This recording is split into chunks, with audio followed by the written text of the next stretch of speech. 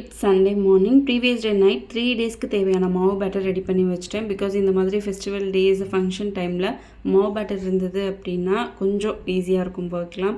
So 3 டேஸ்க்கு தேவையான மாவு அரைச்சி வச்சுட்டேன். ஸோ மார்னிங் எழுந்ததும் பேபிக்கு மினி இட்லி ரெடி பண்ணிவிட்டேன். அண்ட் எனக்கு கொஞ்சமாக காரப்பணியாரம் ரெடி பண்ணிக்கிட்டேன். ஸோ நிறைய ஆனியன், மிளகாய் எல்லாமே கட் பண்ணி போட்டு காரப்பணியாரம் எடுத்துக்கிட்டேன். ரைஸ்மே கொஞ்சம் தான் இருந்தது. ஸோ போயிட்டு தான் இதுக்கப்புறம் வாங்கணும் அப்படின்றதுக்காக நான் லஞ்ச் குக் பண்ணல. பிரேக்ஃபாஸ்ட் சாப்பிட்டுட்டு நான் அதுக்கப்புறம் நிறைய திங்ஸ் வாங்க வேண்டியது இருந்தது.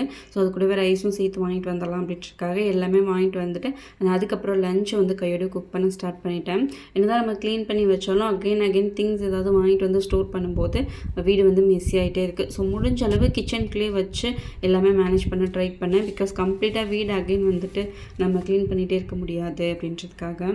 லஞ்ச் ப்ரிப்பேர் பண்ணதுக்கப்புறம் திங்ஸ்லாம் ஸ்டோர் பண்ணிவிட்டு கையோட கிச்சனும் க்ளீன் பண்ணிவிட்டேன். இன்றைக்கி ஒரு லாங் வீடியோ அப்லோட் பண்ணியிருக்கேன். அதோட லிங்க் கீழே டேக் பண்ணுறேன். ஃப்ரீ டைமில் செக் பண்ணி பாருங்கள்.